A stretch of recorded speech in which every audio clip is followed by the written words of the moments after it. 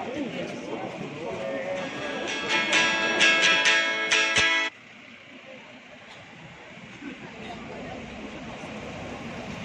là mà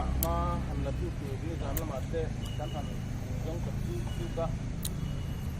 Paul ang atin tiro ni Jun committee te lo nga ya oran tina kapati te lo nga tina maro di mana ni to dino wangin dian arem ko mila ate tekal ko mila citizenship amendment bill dan ram tan Mizoram tan mai ni lo India unity integrity di chat ke hi kan du lo hi kinan ti re bin teng u dia kha oina kan han kal kom thana kha alia mitampo kan be sei lo ma ro je din ai kan kal cha alo mom ka ti de ma ya lo tu ka sei bok ani lung lai district hi atua tu per kan ni te dan ti ko kha a oma oina local competition kan phe ka khang lu kha sei ngai lo ba oina yan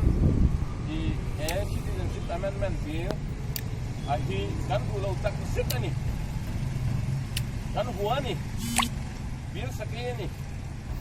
dia ka kan tutluk na ju ani ma kan puan so per ju ani ma kan sei ti pak tu a om lo ani kan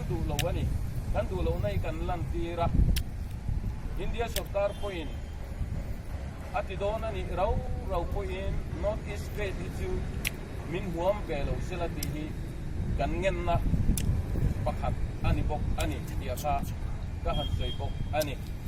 voina hun tak senga local court kana na lom tu ka soya voina kan tim ti hian engangin nge ngong ane yang ra ane yang ti chu kan kalo amaro chu pathian ne na ka kan tong kaya kan dila ra tha chuang ti hi ka be sei tak ani kan be sei anga thil a local lo ani ko in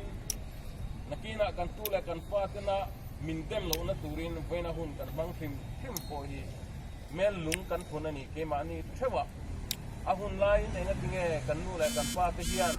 heng ni an lo do dal na lan ti re nga ngen lo nei lo ke min dem lo na turin voina hian mel lung kan phun ni in ka tia a alo mom ka ti a